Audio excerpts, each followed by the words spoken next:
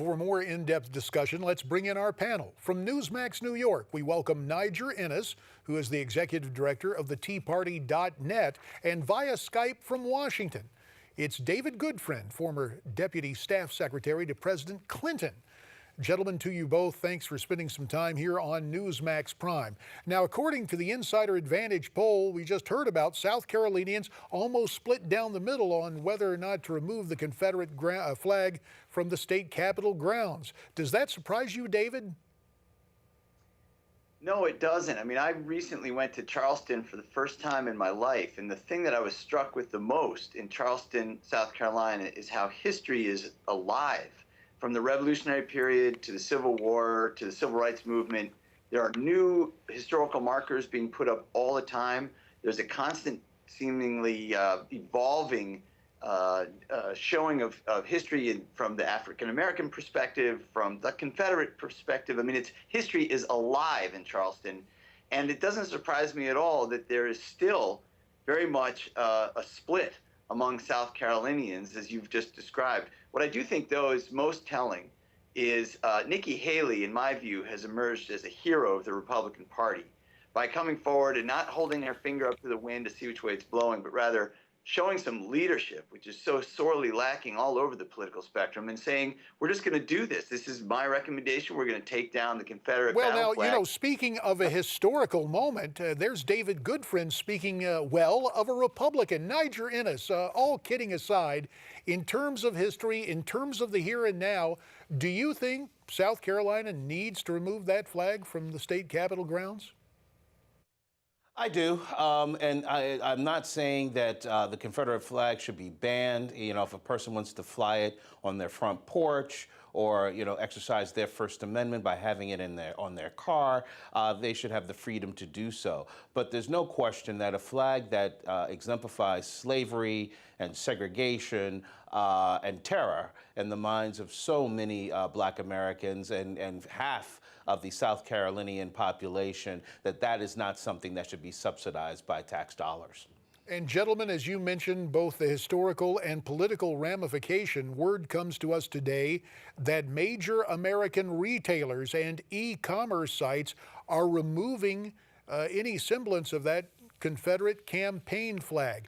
There is more to discuss on this issue, and we are going to do it in just a couple of minutes. For now, we want to invite you watching at home or wherever you're watching to be a part of this discussion, and we would like you to weigh in. There are some ways you can do that via social media. You can contact us via email.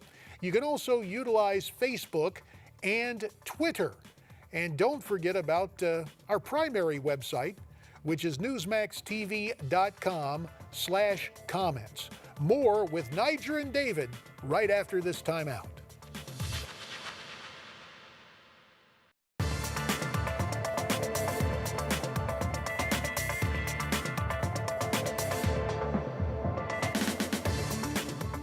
Welcome back to Newsmax Prime. At the outset of our program, pollster Matt Towery revealed some new polling information concerning South Carolina and the way South Carolinians regard the Confederate flag. His poll shows that South Carolinians are split on the issue of taking that flag off the state capitol grounds.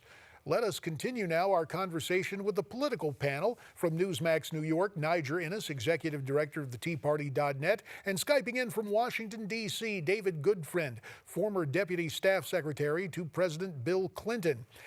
Niger, the poll also revealed that demographically, older age groups favored removing the flag, while younger age groups were not in favor of that. Does that surprise you?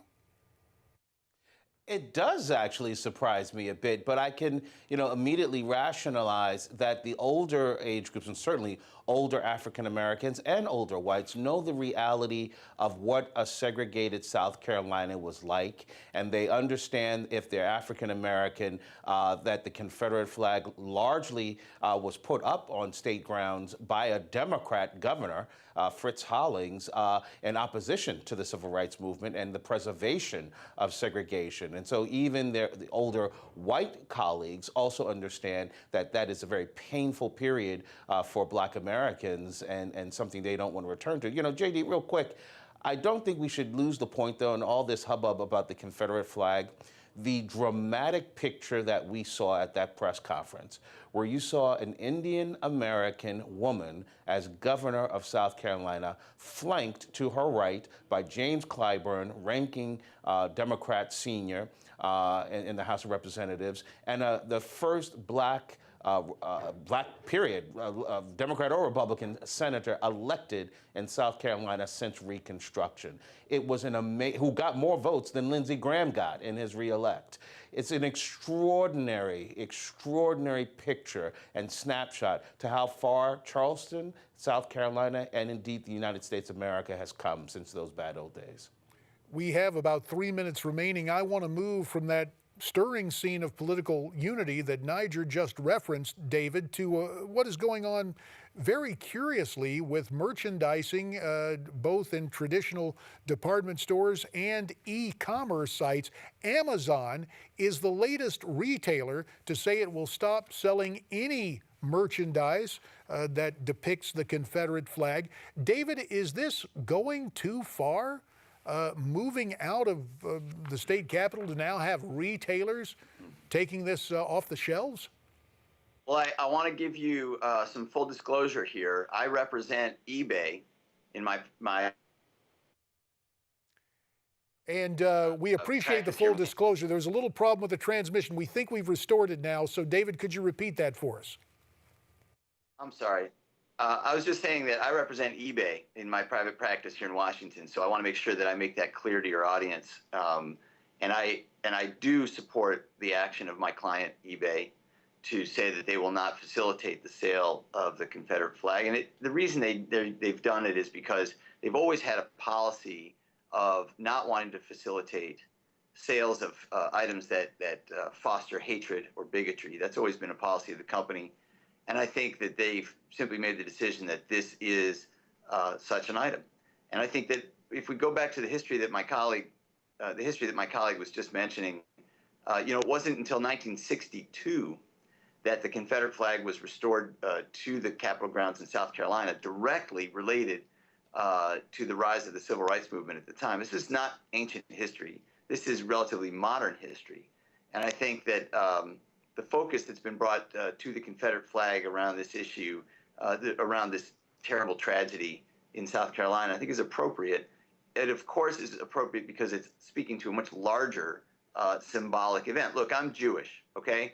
If somebody wanted to fly the Nazi flag over my state capitol, I can't imagine the emotions that I would feel: anger, betrayal, and the rest. But now we've moved.